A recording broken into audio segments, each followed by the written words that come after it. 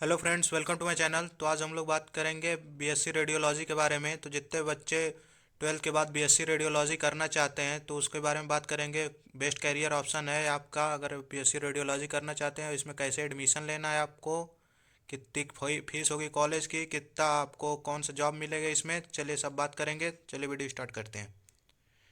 तो 12th के बाद ये एक टॉप कोर्सेज में आता है अगर आप बैचलर डिग्री करना चाहते हैं। तो चलिए देख लेते हैं कितने साल का सबसे पहले ये कोर्स होता है बीएससी रेडियोलॉजी। तो ये 3 साल का आप लोग का कोर्स होता है बीएससी रेडियोलॉजी। एलिजिबिलिटी क्या है इसकी, तो आपको मिनिमम आपको 10 12 पास होना चाहिए फिजिक्स केमिस्ट्री बायो से। ये आपका मेन सब्जेक्ट है, फिजिक्स केमिस्ट्री बायो से आप 12th पास होना चाहिए। और मिनिमम परसेंटेज जो होना चाहिए वो 12th का आपका 50% होना चाहिए। अगर आप एसटी एससी ओबीसी हैं तो आपका 45% मिनिमम होना ही चाहिए। और एज जो होनी चाहिए आपको 17 ईयर्स से कम नहीं होनी चाहिए अगर आपको बीएससी रेडियोलॉजी करना है तो ऑफिशियली। तो चलिए आगे बात करते हैं। तो चलिए बात करते हैं एडमिशन कैसे लेंगे। तो एडमिशन आप सबसे पहले बेस्ट रहेगा कि आप नीट से लें। नीट से अगर आप एडमिशन लेते हैं तो आपको बेस्ट कॉलेज मिलेगा और बेस्ट पैकेज भी मिलेगा। तो आप कोशिश करें कि नीट के पेपर निकालें, उससे एडमिशन लें। अदरवाइज़ जो स्टेट होती हैं, ज़्यादातर स्टेट जो होती हैं वो खुद का अपना एग्ज़ाम कंडक्ट करवाती हैं। जैसे यूपी में जो होती है अटल बिहारी वाजपेयी मेडिकल यूनिवर्सिटी, ये पैरामेडिकल का एग्ज़ाम कंडक्ट करवाती है जिसमें आपको बीएससी रेडियोलॉजी कर सकते हैं। ये बैचलर डिग्री आप इससे कर सकते हैं। और मेरिट के आधार पे भी आपको होता है, अगर आप मेरिट से भी करना चाहते हैं तो कर सकते हैं। और दूसरी बात, सैफई यूनिवर्सिटी जो होती है वो है, और दूसरी बात जो सैफई यूनिवर्सिटी है वो भी अपना एग्ज़ाम कंडक्ट करवाती है, तो उससे भी आप बीएससी रेडियोलॉजी कर सकते हैं।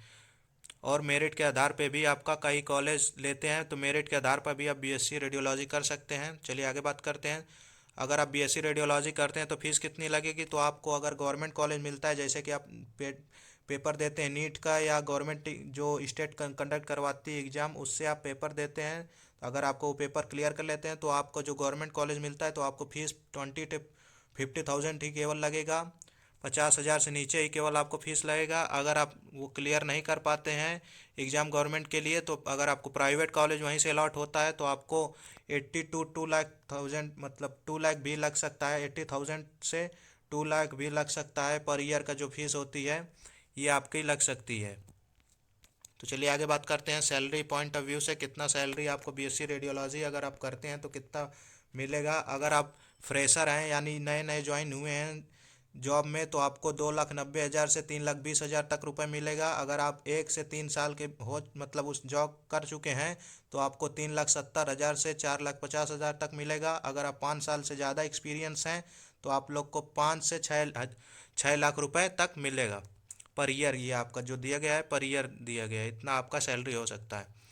आगे बात करते हैं जॉब, कौन कौन से जॉब पॉइंट ऑफ व्यू से कौन कौन से जॉब कर सकते हैं, कौन कौन सी पोस्ट होती हैं। तो चल सबसे पहले देख लेते हैं। यहाँ पे आप देख सकते हैं रेडिएशन प्रोटेक्शन स्पेशलिस्ट आप बन सकते हैं। इसमें आपकी जो सैलरी होती है पर एनुअल आपकी 4 से 5 लाख रुपए होती है। ये आप लोग का एक्सरे, इसमें मशीन आपको इक्विपमेंट दिया जाता है, उसको आपको इंस्पेक्टिंग करना होता है कैसे यूज़ होता है। दूसरा, आप 1 से 2 लाख सैलरी होती है पर ईयर की। एक्सरे टेक्नीशियन बन सकते हैं। हॉस्पिटल में आप कोई भी हॉस्पिटल ज्वाइन करते हैं उसमें एक्सरे टेक्नीशियन भी बन सकते हैं, उसमें भी आपको सैलरी 1 से 2 लाख मिल सकती है। उसके बाद आप थेरेपी रेडियोग्राफर भी बन सकते हैं, तो इसमें आपकी सैलरी 3 लाख से 6 लाख भी मिल सकती है। थेरेपी रेडियोग्राफर देख सकते हैं इसमें सैलरी वैसे ज़्यादा दिया गया है, तो आप कोशिश करें कि थेरेपी रेडियोग्राफर ही बने। आगे देखते हैं एवरेज सैलरी, आप जितना हम लोग ने देखे हैं उतना तो आप देख समझ ही गए होंगे कि 2 लाख से 6 लाख पर ईयर आपकी एवरेज सैलरी है। अगर आप 5 साल के एक्सपीरियंस हैं तो 6 लाख, अगर आप फ्रेशर हैं तो 2 लाख मिल सकती है। और जॉब प्रोफाइल में कौन कौन सी जॉब थी या आप यहाँ पे देख ही सकते हैं दोबारा, x ray technician, radiographer, therapy radiographer, radiation protection specialist, medical image analytic.